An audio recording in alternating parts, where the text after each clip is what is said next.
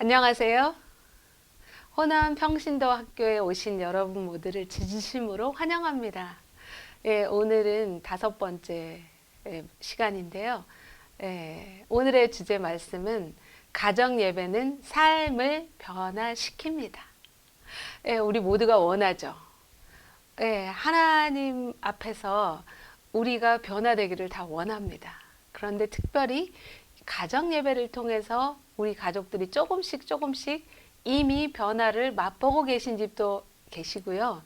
아직은 조금 부족한데 이런 가정들도 계실 것입니다. 그런데 이 가정 예배가 능력이 있는 말씀을 읽으면서 말씀이 우리 삶을 변화시키는 그 능력을 경험하는 가정 예배가 되기 위해서 우리가 다 잘하고 계시겠지만 조그만한 팁을 한번 좀 오늘은 배워보도록 하겠습니다. 여러분 잘하고 계시죠? 아마 열심히 하고 계시고 애쓰고 계실 것입니다. 그런데 모두가 다 잘하고 싶은데 장애물이 있죠. 너무 바빠요. 그렇죠? 부모님들은 아침부터 애들 준비해서 출근 전쟁을 치르고 또 열심히 일하다가 퇴근하면 몸이 다 지치죠. 사는 것도 피곤하죠.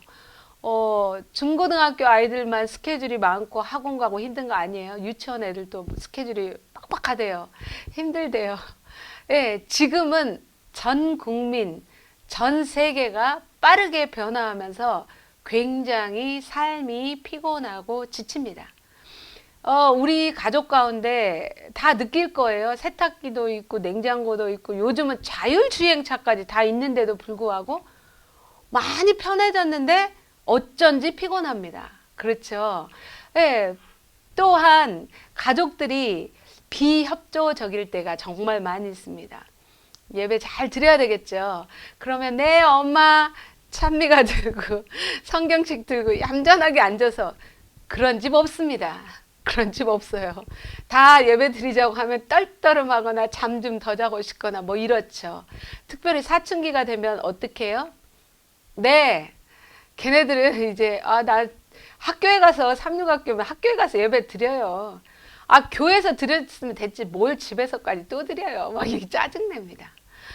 뿐만 아니라 애들이 어린집은 애들이 너무 장난치고 떠들고 막 하니까 걔네들 야 조용히 요거 하다가 내가 스트레스 받아서 하기 싫어지고 또 믿지 않는 배우자가 있으면 눈치 보이잖아요. 그쵸? 열심히 신앙을 하신 분들도 귀찮아 하신 집들이 있더라고요. 그러다 보니까 우리가 자꾸 못하게 됩니다. 그럼에도 불구하고 가정 예배는 선택이 아니라 뭐라고요? 필수예요. 왜 필수예요? 우리 가정을 이 사단의 그 엄청난 공격으로부터 지켜줄 수 있는 마지막 보루잖아요. 그리고 이 가정 예배를 통해서 치유와 회복이 일어난다고 우리는 배웠잖아요. 그리고 이 가정 예배를 통해서 어떻게 해요? 한 국가가 회복되는 이스라엘 국가가 회복되는 그 씨앗을 우리 나오미 가정에서도 봤잖아요. 여러분 가정에서 축복이 흘러 넘쳐야 되는데 이걸 놓치면 안 되죠. 그래서 필수입니다. 필수예요. 그래서 이 가정 예배는 그러면 어떻게 우리가 조금 더 조금 정신을 차리고 해야 되는가? 가정 예배는 자녀 양육의 수단이 아닙니다. 평상시 우리 애들한테 하고 싶은 말이 잔뜩 있는데 잘 못 만나요. 그러면 되게 어디서 말씀하십니까? 식탁에서 밥 먹고 있는데 얘기하거나 식탁에 예배드리기 위해서 모였을 때 밥 먹기 전에 예배드린 집들이 있잖아요. 그럼 그 자리에서 말씀으로 가지고 말씀이 채찍이 되어서 말씀이 회초리가 되어서 뭐해요? 자녀들을 이제 훈계하기도 합니다. 그리고 이 말씀은 꼭 누가 들었으면 좋겠는데 하면서 배우자를 치기도 하죠. 이 가정 예배는 오해를 시키면 안 됩니다. 가정 예배만 드리고 말씀만 읽으면 맨날 우리가 혼나고 뭔가가 내가 심히 달아보니 매네매네 대결 우바르신처럼 내가 뭐해요? 맨날 부족하다라는 얘기를 그 속에서 맨날 들으면 힘들어요. 여러분 그렇지 않나요? 누구 앞에 나가면 맨날 지적받고 맨날 잘못했다고 하고 이렇게 해서 되겠니라고 하면은 우리 그 사람 앞에 가기 싫잖아요. 그렇죠? 똑같아요. 그래서 이 가정 예배가 행복한 시간이 안 되는 걸로 기억하는 거예요. 저는 이게 가장 무서운 일이라고 생각합니다. 함께 모였을 때 뭔가 힘들고 불편하고 내가 못마땅하게 여겨지고 이런 일들이 매번 한 번도 아니고 매일매일 가정 예배를 잘 드리는 가정일수록 더 많이 일어나고 있으면 이거는 아이들에게 독을 심어주고 있는 거죠. 제가 상담했던 한 가정도 남자아이를 셋을 키우는 집이었어요. 어떤지 기억해 보세요. 여러분 상상해 보세요. 저도 남자아이 둘 키웠는데 딸 키운 집하고 다르대요. 엄마 목소리가 담장을 넘어간대요. 근데 그 아빠가 너무너무 힘들어하는 것이 뭐냐면 아침마다 예배 드릴 때마다 기분이 확 잡친다는 거예요. 속이 그냥 너무 상하고 내가 이렇게 하려고 지금 이 예배 드리나? 이런 생각이 들고 애들을 나무라면 조금 있다가 이제 아내가 또 뭐라고 해가지고 당신 좀 참지 막 이런 한마디 들으면 이제 기름 부은 거예요. 그래 부부싸움이 일어난다고 해요. 제가 이 남편을 상담을 하면서 참 마음이 아팠습니다. 왜 예배를 드리세요? 그랬더니 우리 아이에게 하나님을 잘 전달을 한대요. 그 하나님은 어떤 하나님인데요? 사랑의 하나님인데 매번 예배 때마다 나는 분노의 하나님을 경험한 거죠. 누구를 통해서? 부모님을 통해서. 여러분 하나님은 눈에 안 보여요. 근데 눈에 보이지 않는 하나님을 눈에 보이는 하나님으로 누구를 주셨어요? 네, 맞아요. 부모님을 주신 거예요. 그 예배를 통해서 그들은 하나님을 경험하게 되는 거죠. 제가 산상보훈 좋아한다고 했죠. 123쪽에 128쪽에 이렇게 기록되어 있어요.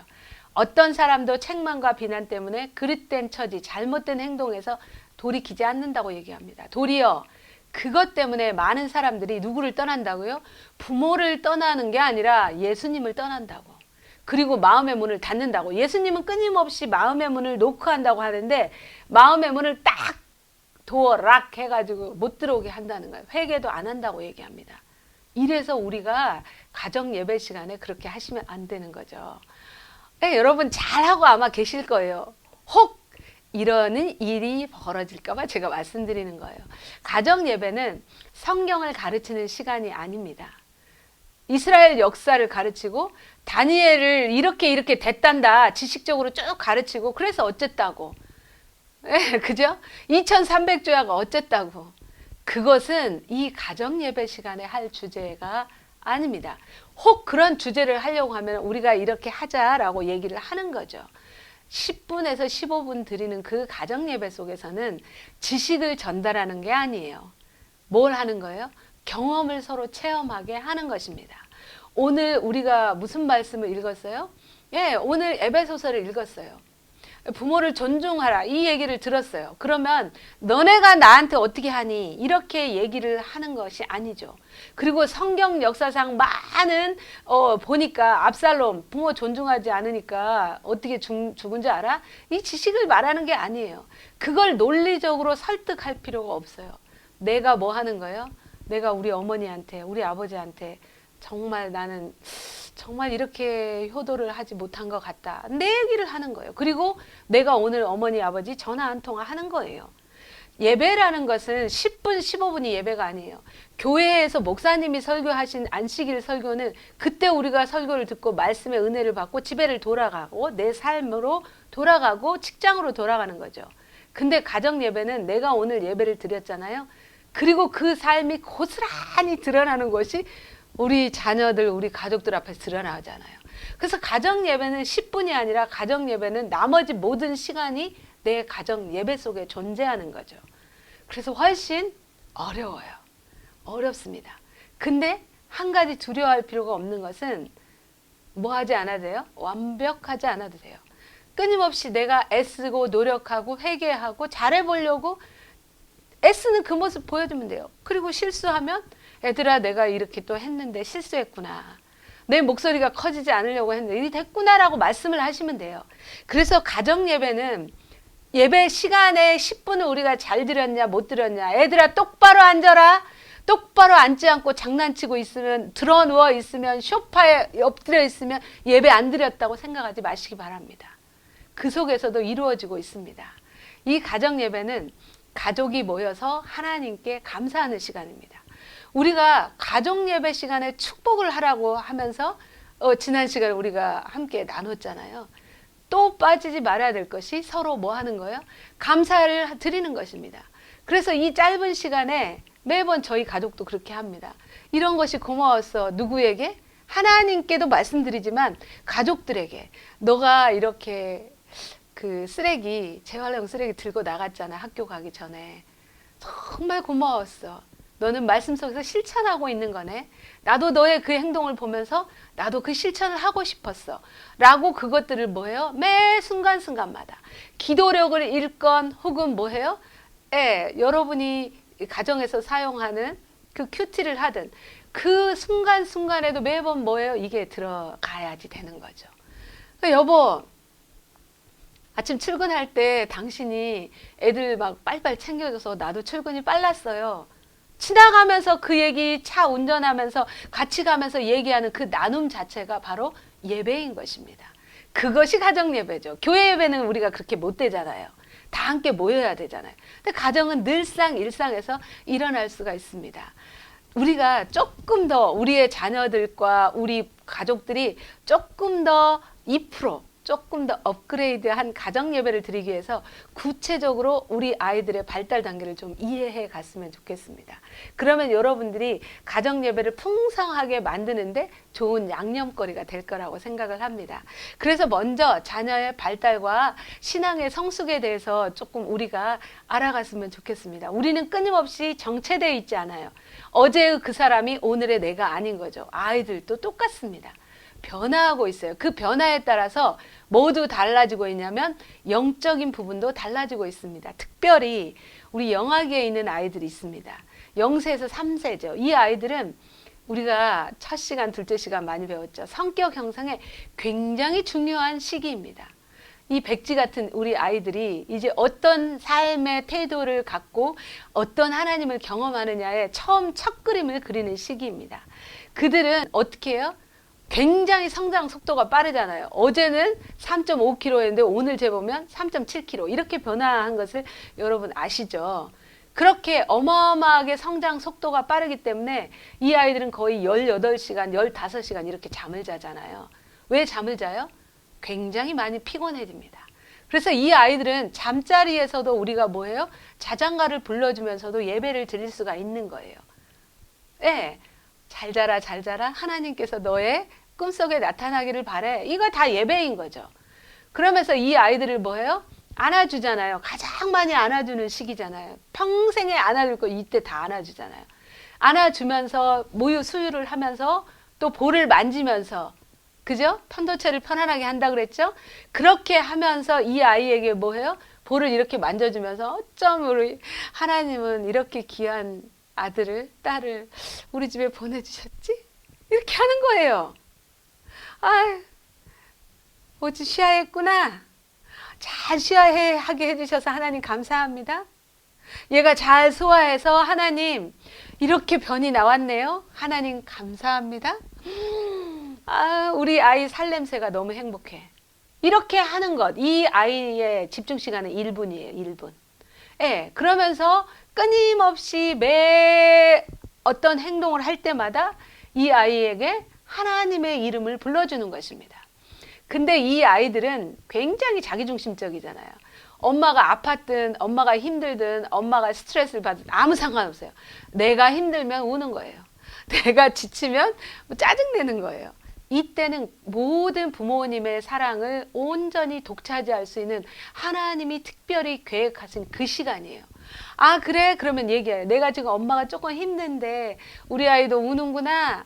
그래? 엄마도 힘들지만 우리 아이 사랑해. 같이 잠잘까? 라고 얘기를 하면서 또 하나님의 자장가를 불러주는 것입니다.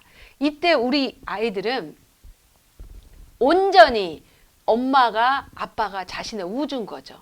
이 아이들에게 하나님의 개념은 잘 몰라요. 근데 그 우주 같은 그 하나님, 그 우주 같은 그 하나님이 누구의 마음에 쏙 들어갔어요? 엄마 마음에. 그래서 엄마가 오르르 까꿍 이렇게 해주면 우리 아이가 엄마의 얼굴을 보면서 아, 저게 나구나. 저게 나구나. 근데 엄마가 날 보고 웃어요? 그러면 아, 나는 좋구나. 이렇게 생각을 합니다. 그러면서 이 아이는 엄마의 얼굴, 아빠의 얼굴을 보면서 내가 좋고 나를 맞는 하나님이 좋구나라고 생각합니다. 그래서 이 아이는 철저히 어른들과의 관계를 통해서 하나님이 좋으신 분이고 안 좋으신 분이고 두려운 분이고 사랑의 분이고 이렇게 느껴간다는 것입니다. 그러면서 이 아이 엄마가 모유수유를 할 때도 쓰다듬어주고 그러면서 모유수유 하기 전에도 기도하는 거죠. 하나님, 우리 아이가 잘 먹고 또 잘 자게 해주세요. 밥 먹기 전에도 이렇게 두 손 모아볼까? 그러면 애가 막 숟가락 잡으려고 하고 막 음식 손으로 집으려고 하고 괜찮아요. 손 톡 치지 마세요. 그냥 내가 하면 돼요. 아유, 하나님, 우리 아이 밥 먹으려고 해요. 하나님께서 좋은 음식 주셔서 감사합니다. 예수님의 이름으로 기도합니다. 그냥 내 혼자 하는 거예요. 얘가 그것을 집어서 입으로 들어가든 말든 아무 상관없어요. 괜찮아요. 이제 유치원 정도 다니는 아이들이 있어요. 이 아이들은 호기심이 굉장히 많죠. 그건 건강하다는 뜻입니다. 이 유치원 단계에 있는 아이들도 여러분 이렇게 생각하세요. 6살이다 그러면 7분, 1만 플러스 하면 돼요. 정신 집중하는 시간이. 5살이면 6분 정도 하는 거예요. 그 정도만 뭐예요? 1분 정도만 더 하면 이 아이는 집중력이 그 정도는 해볼 수 있다는 것입니다. 때에 따라서 어떤 아이는 그 정도 안 된 애들 있고 조금 더 된 아이들도 있어요. 이 아이들은 서서히 이제 근육이 발달하지만 아직 균형이 잘 맞지가 않아요. 그리고 행동이 이제 부산하죠.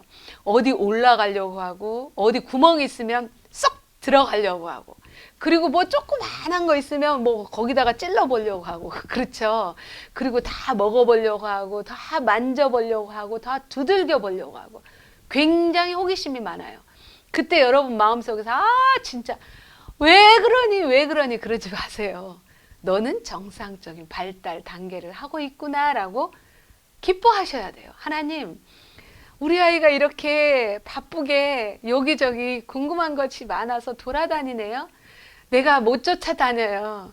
내가 때로는 힘들기도 해요. 할머니가 키우신 분들은 아마 더 그러실 거예요. 그렇지만 나는 피곤한데요. 쟤는 저렇게 부산스럽게 다니고 열심히 탐구하고 쳐다보고 만져보고 그렇게 하나님 만들어주셔서 고맙습니다.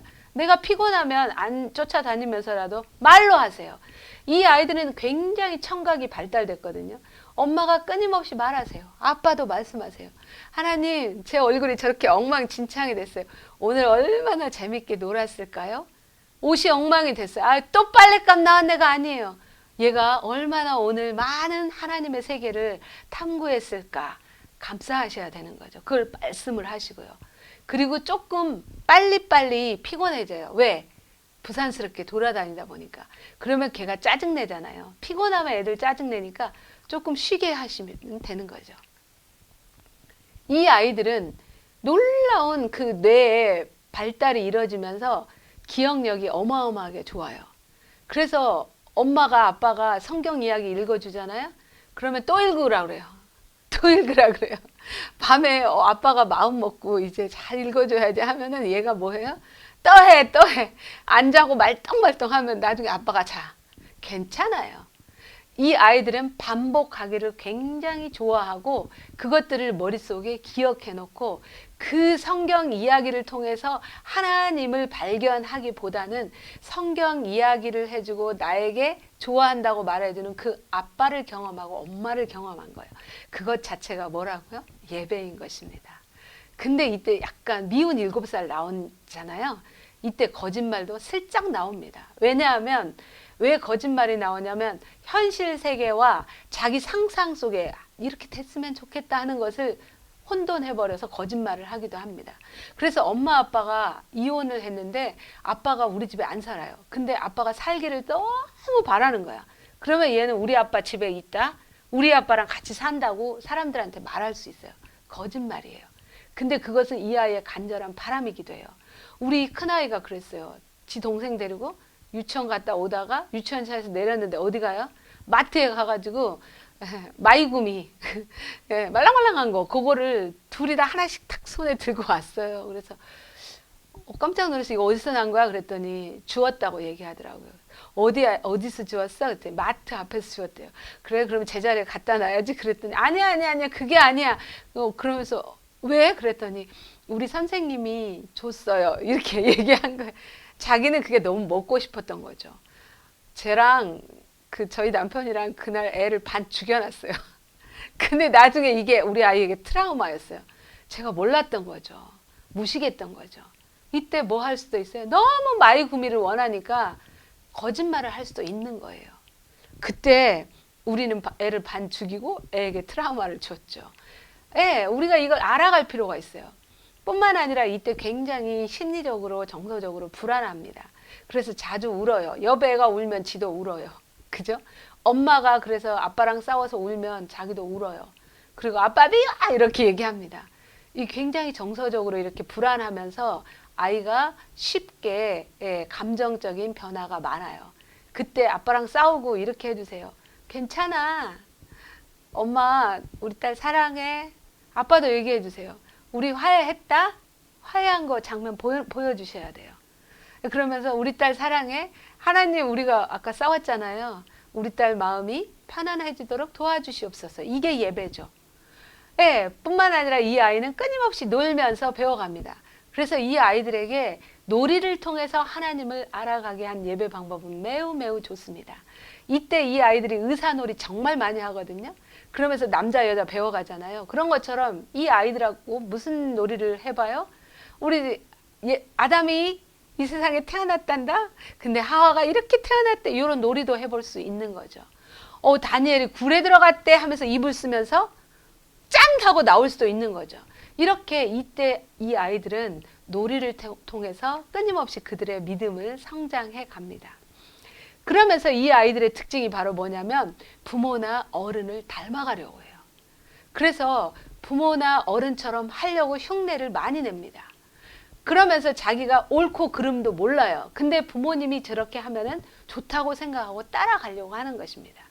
그런데 내가 할 행동, 하지 말아야 될 그 행동을 얘는 어떤 기준으로 판단하냐면 내가 이 행동을 했더니 엄마가 엄청 기뻐하고 할머니가 엄청 좋아하세요. 그럼 그 행동을 계속 합니다. 그런데 이 행동을 했더니 내가 뭐 해요? 혼나요. 그러면 그 행동을 안 하려고 해요. 근데 예배 시간에 혼을 내지 마시고요. 따로 불러서 그렇게 이 부분은 너 좋지 않아 라고 얘기를 해줬을 때 이 아이는 이것이 옳고 저것은 옳지 않는구나 라고 생각을 하게 되는 것입니다. 그래서 이 아이들은 이때 이 유치기 때 그 신앙은 부모님의 행동을 모방한다라고 보시면 돼요. 그래서 그 부모님을 신처럼 생각합니다. 근데 그 부모님이 자기를 뭐 했어요? 신이 자기를 함부로 대하면 나는 가치가 없는 인간이구나 라고 이때 이제 인생을 평생 살아갈 것들을 이때 이 아이들이 만들어 갑니다. 그 다음에는 이제 유년부입니다. 이제 학령기죠.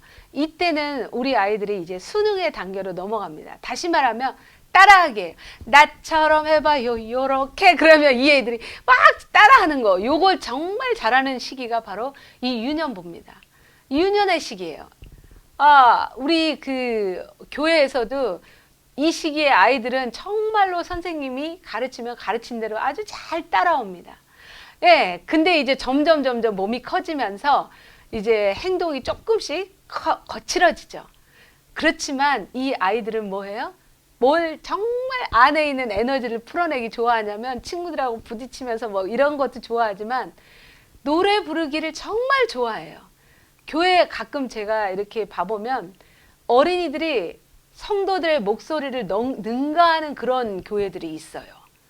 애들이 굉장히 힘차게 노래를 부릅니다. 성경학교 노래 부를 사람 모여요 하면 가장 많이 비디오 촬영할 때 신청한 학년들이 바로 요 시기의 아이들입니다. 그래서 이 시기는 많은 노래를 불러갈 수 있도록 가정에서 해주시면 되는 거예요. 그래서 찬양만 하고 예배가 끝날 수도 있어요. 성경 말씀 한 구절 읽고. 그러면서 너는 왜 이 찬양이 좋아? 너는 왜 이 노래가 좋아? 물어볼 수 있는 거죠. 그러면서 때로는 뭐 해요? 우리가 노래도 가사도 만들어 볼까? 이렇게도 또 할 수가 있는 거죠. 그리고 우리가 차에서 애들과 같이 학교를 가면서 뭐 할 수도 있어요? 노래를 들으면서 그 노래가 끝난 다음에 기도하면 그게 바로 가정 예배가 됩니다. 이 시기에는 이제 상상력이 잘 없어요. 그래서 뭔가가 예배를 드릴 때는 이제 뭐 있어야 돼요? 매체가 있어야 돼요. 눈에 보이는 것, 만질 수 있는 것, 이런 것들이 있으면 훨씬 더 예배를 잘 드려갈 수가 있고, 손에 잡히는 하나님이 느껴지기도 합니다. 이 시기에 이제 우리 아이들이 이제 학교에 가기도 하고 머리가 조금 커지기도 하면서 뭐가 공정한지 뭐가 불공정한지 이 규칙이 맞는지 안 맞는지를 서서히 생각하기 시작합니다. 그래서 부모님들이 어떻게 하셔야 돼요? 예배를 드릴 때도 얘들아 우리 예배 언제 드릴까? 우리는 아침에 끝까지 드려야 돼. 하나님이 아침에 시작할 때 하나님부터 만나야지. 이렇게 할 수도 있지만 시기마다 변화, 유연성을 가지셔야 돼요. 그래서 애들에게 물어봐요. 우리 맨날 아침에 했는데 어떻게 하면 좋을까? 너 의견은 어떻고 너 의견은 어떠니? 라고 의견을 들어보셔야 되는 거죠. 애들은 말하기를 좋아하거든요. 이때 당시에. 그리고 규칙을 만들 때도 어떻게 해요? 아빠가 말했다. 그렇게 하지 말라고 했잖아. 이게 아니에요. 그 규칙도 뭐예요? 우리가 함께 얘기해서 정해가는 것입니다. 이때 아이들은 얘기하기도 좋아하고 토론하기도 좋아하고 막 언어가 발달되잖아요. 그러니까 막 말하기를 좋아하거든요. 그때 가족들이 최대한 이러한 것들을 많이 얘기를 나누시면 좋겠습니다. 그래서 와글와글 예배 시간이 이렇게 되는 거죠. 그러니까 예배 시간이 와글와글 되면 딱 싫어하고 그 시끄럽고 떠들고 말하는 거 내 맘만 해야 돼 이렇게 생각하신 분들은 이 아이들에게 자꾸 훈계가 많이 가는 거죠. 조용히 해라. 조용히 해. 이렇게 하시죠. 이때는 말하는 게 정상이에요. 하나님이 그렇게 이 아이들을 만들어 주신 거예요. 그러면서 언어 구사력이 뛰어나고 어휘력이 뛰어나게 되거든요. 이 아이들이 이제 이 시기가 되면 정서적으로 어떤 변화가 일어나는가. 그 자기 조절이 잘 안 돼요. 막 말이 함부로 나오고. 그래서 부모님이 이 조절을 해주는 역할들이 필요하죠. 막 업이 올라가면 그래? 조금 한 템포 쉬고 숨 한번 쉬고 얘기해 볼래? 이렇게 하시면서 얘기를 하라고 하면 됩니다. 그리고 이 시기에 죽음과 이혼을 두려워하는 마음이 생깁니다.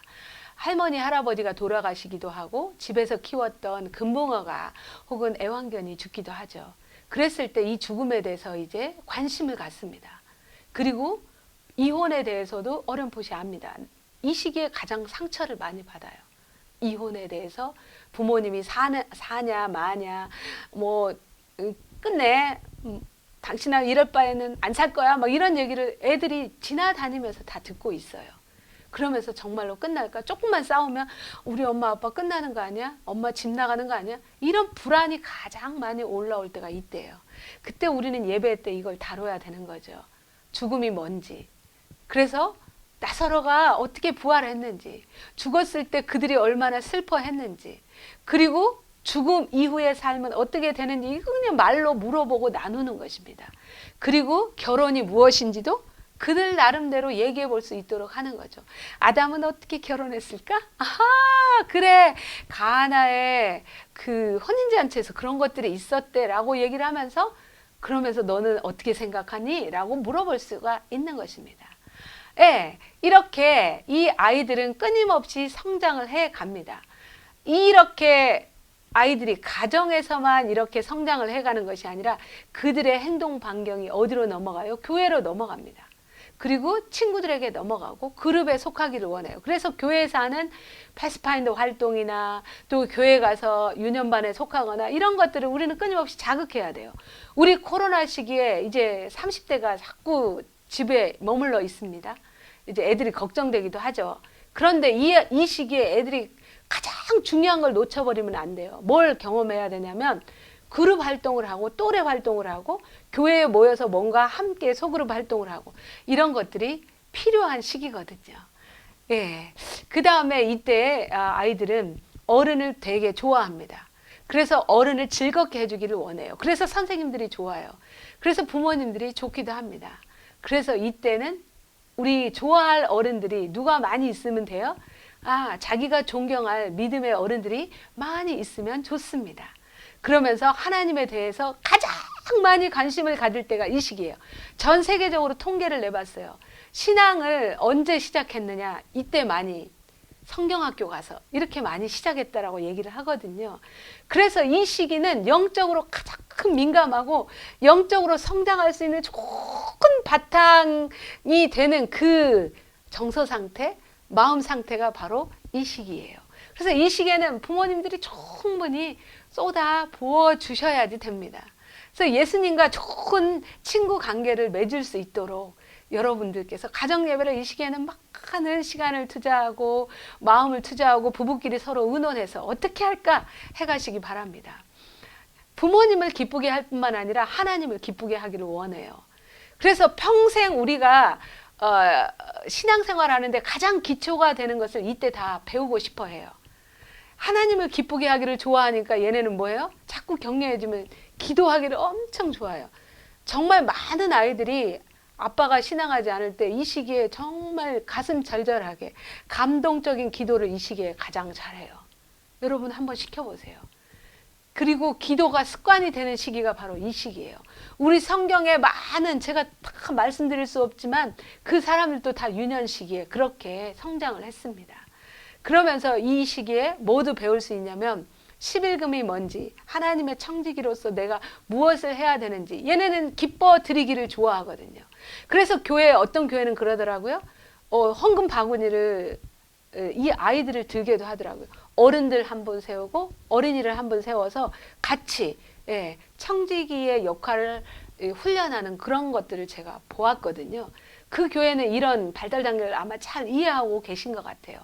그래서 이 시기에는 그리스도인의 삶이 어떻게 되는지를 다 배울 수 있는 시기예요. 그래서 그것들을 집에서 해보는 것입니다.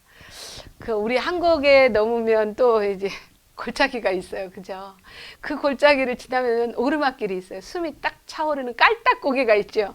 그 깔딱고개가 이제 서서히 나타나기 시작하는 소년부입니다. 이 소년부는 초등학교 이제 고학년이죠. 이때 가장 애들이 싫어하는 것이 강요와 간섭입니다.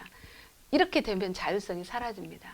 이때 이제 말이 많아지고 자기 주장이 세지고 그러면서 상상력도 많아서 막 스토리를 만들기도 하고 이렇게 됩니다.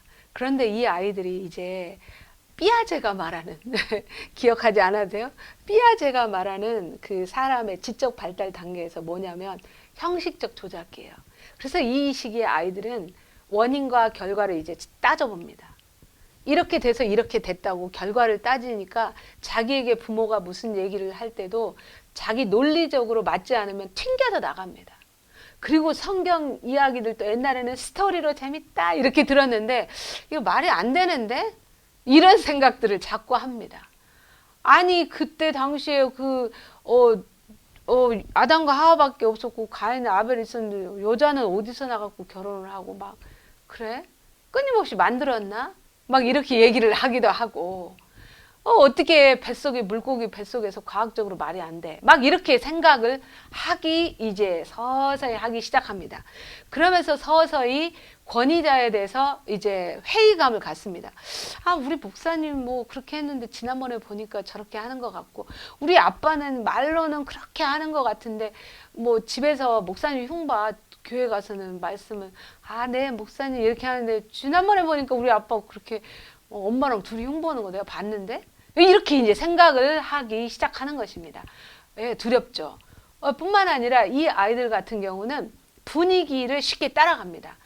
친구들이 그러면 친구들이 휩쓸리고 부모가 이렇게 말했던 거, 뭐 말씀이 이렇게 말했던 것이 자꾸 희미해지면서 자기 이제 결심들이 흔들 마치 이때 이가 빠지려고 흔들거린 것처럼 이 시기가 그런 시기예요. 왜 그렇게 흔들 하냐면 자기의 그 신념이 흔들거리냐면은 이 시기에 서서히 자기 자존감이 이제 땅으로 떨어지네요.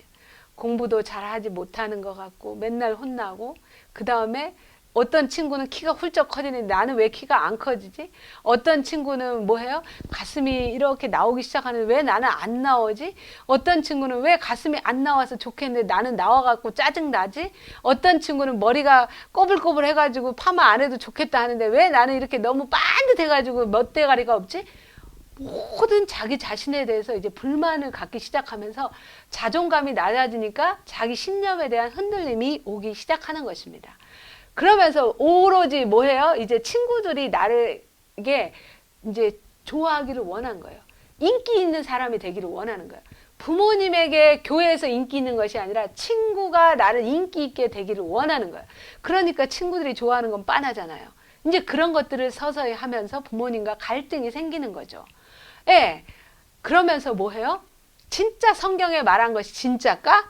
그리고 그게 내 삶의 문제를 해결해 줘야 되는데 우리의 가정의 예배나 우리의 말씀이 너무 2000년대 이야기 같고 구식 딱 다른 얘기 같고 이러면은 내가 그것이 가슴에 와 닿지가 않는다는 것입니다. 훨씬 유튜브가 빠르고요.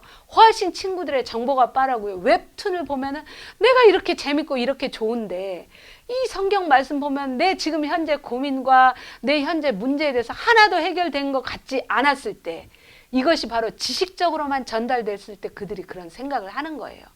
경험적인 하나님을 만나지 못하면 이때 이제 흔들림이 커지는 것입니다. 그러면서 이제 뭐해요? 규칙에 저항하기 시작하는 거죠. 이제 깔딱고개를 이제 정점으로 올라갈 때 우리는 숨이 탁 차면서 뭐예요?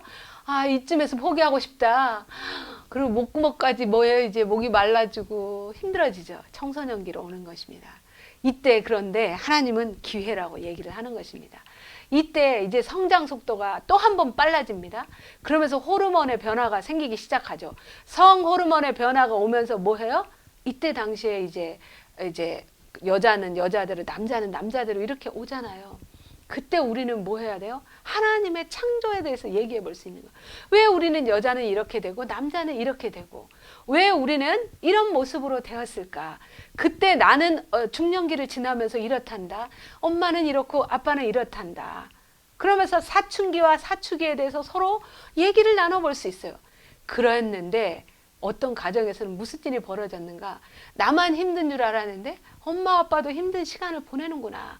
나만 불안하고 나만 공부하느라 힘든 줄 알았는데 엄마 아빠는 뭐예요? 이 우리 가정 아파트가 또 전세금이 올려줘야 되는데 말아야 되는데 이런 것들이 대화 속에서 나누어질 수가 있는 것입니다. 그러면서 이 아이들은 뭐예요? 부모가 얼만큼 뭐가 어떤 일이 벌어졌는지 토론도 할 수 있고요.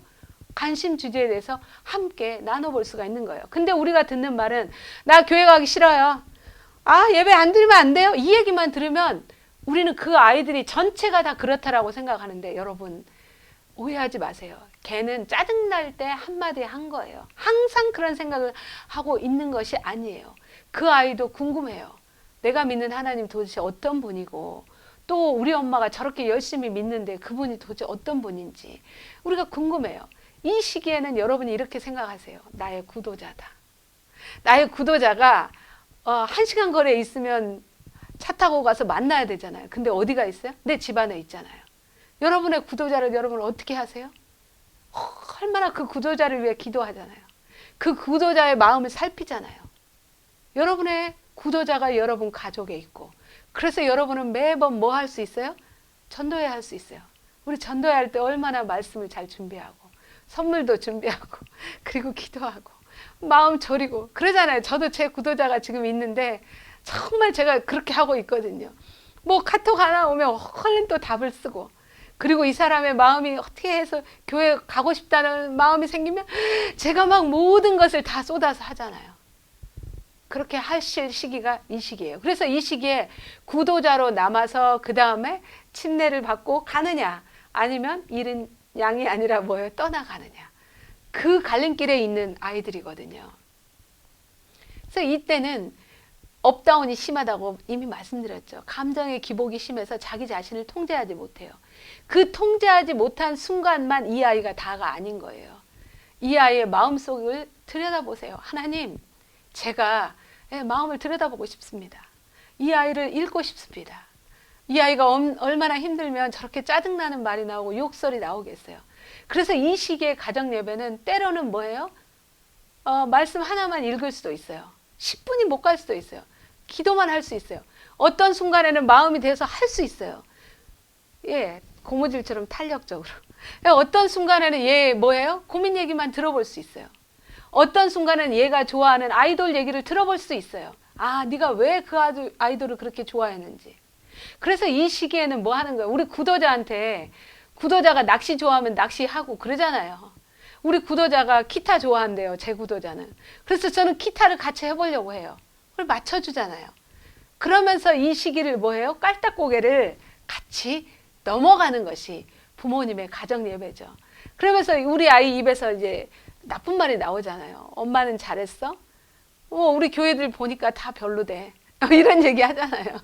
그럴 바에는 뭐하러 믿어? 지난번에 보니까 싸우고, 지난번에 보니까 한 집사님은 삐져가지고 안 나오고 그러더라고. 이렇게 얘기를 합니다.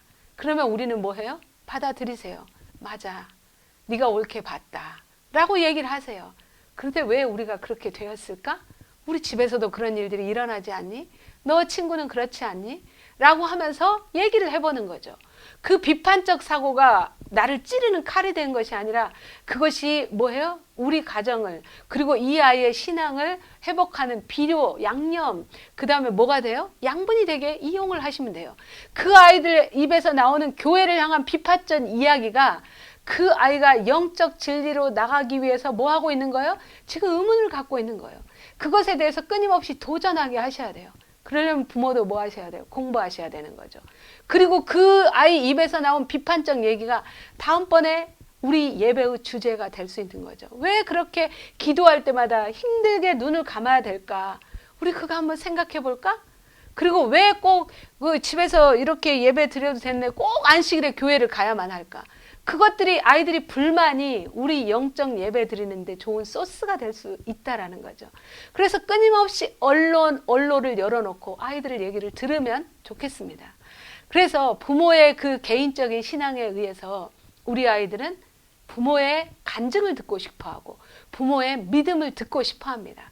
그래서 그것을 통해서 그 엄마 신앙이잖아. 저희 아들이 말 많이 했어요. 엄마가 만난 하나님이잖아. 제가 끊임없이 간증했거든요. 그 엄마 하나님이지. 제가 그랬어요. 그건 내 하나님이야. 그러니 너도 네 하나님을 찾아가 봐. 그 자기 하나님을 찾아가는 과정 속에서 가시밭길을 만날 때 우리는 함께 손잡아 주는 거죠. 사랑하는 여러분 아마 잘 해오셨을 거라고 생각합니다. 정말 눈물을 흘리며 최선을 다하셨을 거라고 생각을 합니다. 여러분 잘하셨습니다. 여러분께 제가 큰 박수를 보냅니다. 여러분이 그렇게 하셨기 때문에 여러분의 지금 아이들이 있고 여러분 가정이 계시고 그리고 우리 교단에 이렇게 5개 앞에 전국적으로 우리 교회가 튼튼하게 있습니다. 여러분의 힘입니다. 여러분 가정의 힘입니다. 그것을 우리가 계속해서 전진하고 앞으로 나아가시기 바랍니다. 그럴 때 가정 예배는 삶을 변화시킬 뿐만 아니라 그 가정 예배는 여러분의 구원을 이룰 뿐만 아니라 여러분 가족의 구원을 이루고 여러분 주변 가족의 구원을 이루고 여러분 교회를 구원에 이르게 하고 여러분 믿지 않는 모든 사람들의 구원을 이루게 하도록 여러분의 가정이 밑거름이 될 것입니다. 그렇게 하는 여러분이 되기를 간절히 바라면서 저의 모든 말씀 마치도록 하겠습니다. 기도하겠습니다. 하나님, 우리 가정 예배를 살려주셔서 감사합니다. 이 예배의 주인이 되신 하나님께서 저를 붙드셨고 저의 가족들을 붙드셨습니다. 제가 이 자리에 이렇게 있을 수 있었던 것이 하나님의 은혜입니다. 또 다른 사람들이 하나님 앞에 설 수 있도록 저를 드리기를 원합니다. 하나님 저를 받아 주시옵소서. 모든 가정이 가정 예배를 통해서 삶이 변화되고 구원에 이르게 하여 주시옵기를 예수님의 이름으로 간절히 기도합니다. 아멘.